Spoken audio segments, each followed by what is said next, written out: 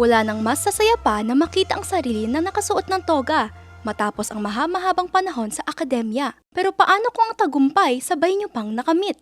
Ang mga ito achieve ng kambal na tubong Kapangan Benguet na sina Angela at Angeli. Sabay kasi silang gumraduate sa kursong Bachelor of Science in Tourism Management sa Benguet State University noon lang June 25, 2026. Pero hindi lang sila graduate ng sabay ha, ang kambal kasi graduate with flying colors bilang magna cum laude.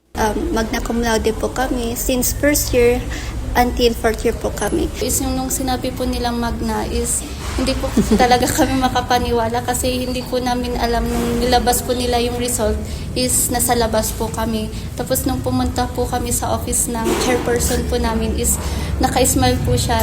Wala po kaming alam na, wala bakit to naka-smile. Sinabi niya congratulations, magna cum laude kayong dalawa. Para sa kambal na 2 minuto lang ang pagitan ng isilang, ang tagumpay bunga raw ng kanilang sakripisyo sa pag-aaral. Kwento nila, sanggang dikit na sila mula pa nung elementarya.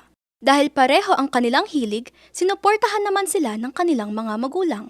Parents po na nandyan po na sumusuporta, gumagabay po sa amin, especially po kung may group works, assignments, mabili ka ng ganito, kailangan po, kahit gabi na po, maubos na nga yung long bond paper, ipapas namin na po tomorrow. Doon po tumatakbo po yung mama po namin, kahit po nakasara po yung doon po parang very supportive po, actor po, and may compete po kami sa Manila. Doon po, yung nanay po namin nandun po palagi hanggang makaalis po yung bus.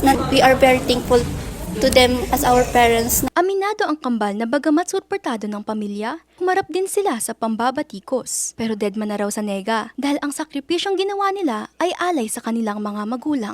There's a pressure, stress po, and sabay-sabay po yung mga responsibilities. Kahit po mahirap, we try our best and we try to study hard because parang doon po yung hard yung nakikita po namin kasi yung mga sacrifice ng mga parents po namin na nagtatrabaho po araw-araw para po makapagtapos lang po kami ng pag-aaral, especially po dalawa pa po kami, doble-doble po, kaya doon po parang na-realize namin na doon mag-aral kami talaga ng mabuti. Sa ngayon, matapos matanggap ang diploma, naghahanda na ang Alimba Twins na harapin ang napakalaking mundo ng sabay.